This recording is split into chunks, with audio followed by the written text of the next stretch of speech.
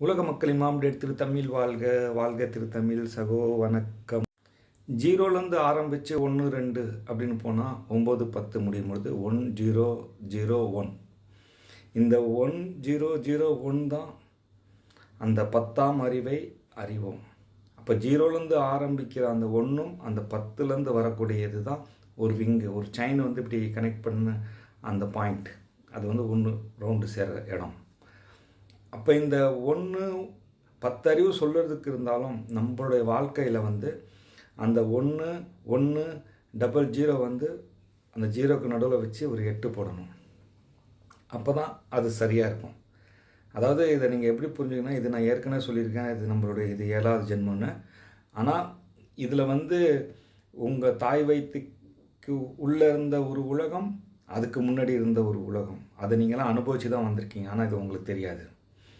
அதே மாதிரி இந்த உலகத்தில் நம்ம வாழ்கிறது ஒரு உலகம், இதுக்கப்புறம் நம்ம மறுமைக்கு போகிறது இன்னொரு உலகம், அது நரகம் சொர்க்கம். அதுதான் நம்மளோட மெயின் கான்செப்ட், அதுதான் நம்மளோட லட்சியம். நம்மளுக்கு என்ன இறைவன் இருக்கானோ இல்லையோ, நம்ம இதுக்கப்புறம் நரகத்துக்கு போகக்கூடாது, சொர்க்கத்துக்கு போகணும். நரகம் சொர்க்கம் சில பேர் நம்ப மாட்டாங்க, அது அவங்கவுங்க இஷ்டம்.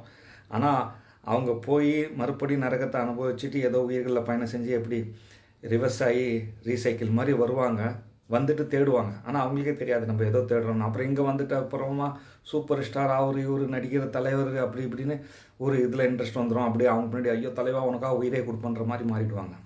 ஏன்னா இந்த உலகத்தில் வந்து எல்லாம் மறந்துடும். அதாவது இத்தனை அந்த 4 தாய் வயிற்றில் இருந்தது, அதுக்கு முன்னாடி இருந்தது எல்லாம் வந்து நம்மளுக்கு மேலே ஒரு அறிவு இருந்துச்சு. இப்போ தாய் வயிற்றில் நம்ம இருக்கும்போது தாயோட அறிவுக்குள்ளே நம்ம இருந்தோம். இப்போ நம்ம தனியாக இங்கே வந்து கொஞ்சம் கொஞ்சமாக உலகத்துள்ள அனைத்தும் உண்டு கழித்து அறிவை பெற்று இப்போ நான் தனி ஒரு உணாக இருக்கிறேன். இதுக்கப்புறம் போகக்கூடிய அறிவு வந்து ஃப்ரெஷ்ஷாக இருக்கும். ஆனால் அது அந்த அளவுக்கு நம்ம சொல்லுவாங்கள்ல, நம்ம மறுபடியும் இறைக்கப்படுவோம். ஏற்கனவே இறைக்கப்பட்டதால் நம்ம வந்திருக்கோம். அதாவது உங்களுக்கு மேலே உங்கள் அப்பா அம்மா, அந்த அப்பா அம்மாவுக்கு ஒரு அப்பா அம்மா, அந்த அம்மாவுக்கு ஒரு அப்பா அம்மா அப்படின்னு வரீங்க. அப்புறம் உங்களுக்கு பிள்ளை பிறக்கும், அதே மாதிரி பெருசாகும். இது ஒரு 8. இந்த பக்கம் போனால் பெருசாகும், இந்த உங்களுக்கு கீழே போனால் பெருசாகும். ஸோ இதெல்லாம் நம்ம வந்து மறுபடியும் இறைக்கப்படும் போது நம்ம அறிவு வந்து இறைக்கப்படக்கூடாது. அதை வந்து அதுதான் சொல்ல ஒருநிலைப்படுத்துறது.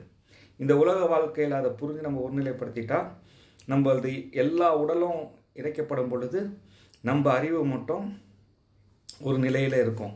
அப்போ தான் நம்ம அந்த